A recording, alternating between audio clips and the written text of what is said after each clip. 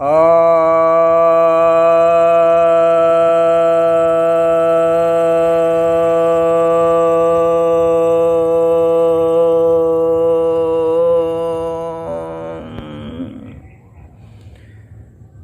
भक्तजनों को सप्रेम नमन।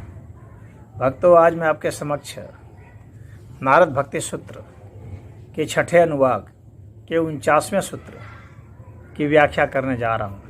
यह 49वां सूत्र कहता है, यो वेदान अपि संन्यस्यति केवलम अविच्छिन्न अनुरागम लभते।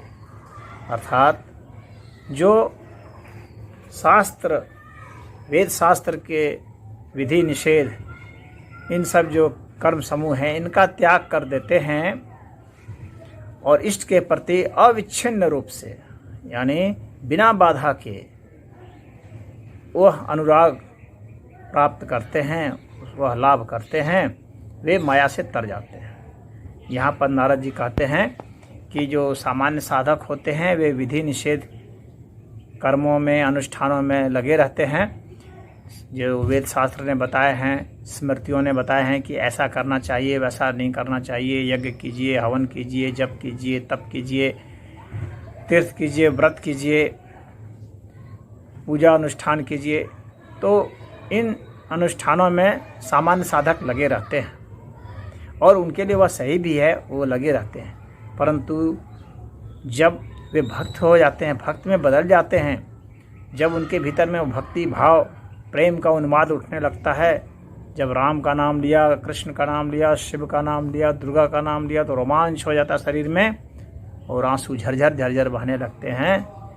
जब वह नाचने कूदने लगता है, जब उसे अपने देश दुनिया का कोई अता पता नहीं, यहाँ तक कि अपने शरीर की भी खबर नहीं, इतना प्रेमोन्माद हो जाता है, तो वैसे के लिए क्या यज्ञ, क्या हवन, क्या तपन, क्या तर्पण, क्या पूजा, क्या निष्ठा, वह तो मनोयोग में हो गया, वह भक्ति योग में हो गया। तो ऐसे के लिए अब ये सब अनुष्ठान, वेद सहित वेद निषेध जो अनुष्ठान हैं, कर्म हैं, उपाय हैं, उपचार हैं, ये सब व्यर्थ हो जाते हैं। ऐसा नहीं है कि वह ऐसा बिल्कुल सब कुछ 100% छोड़ देता है।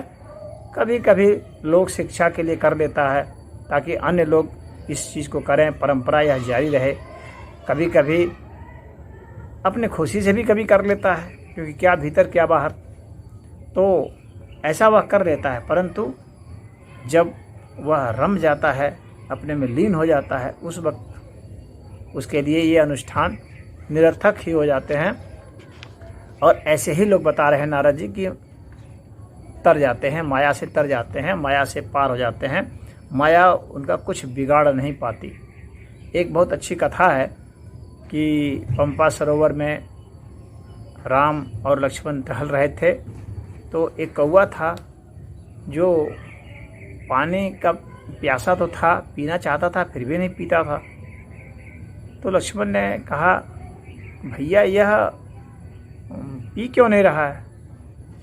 तो भगवान राम ने कहा कि ऐसा है कि प्यासा तो है, लेकिन ये सोचता है कि पानी पीने में जो समय लगाऊंगा, इतने में तो मैं राम नाम कर लूँगा। तो यह बहुत बड़ा भक्त है, परम भक्त है मेरा, और इसलिए यह पी नहीं रहा है पानी। यह नाम का क्रम छूट न जाए, उसमें बाधा न पड़ जाए, इसलिए नहीं पी रहा है। तो यह अविच्छिन्न जो अनुराग है, इसी को बतलाने के लिए है।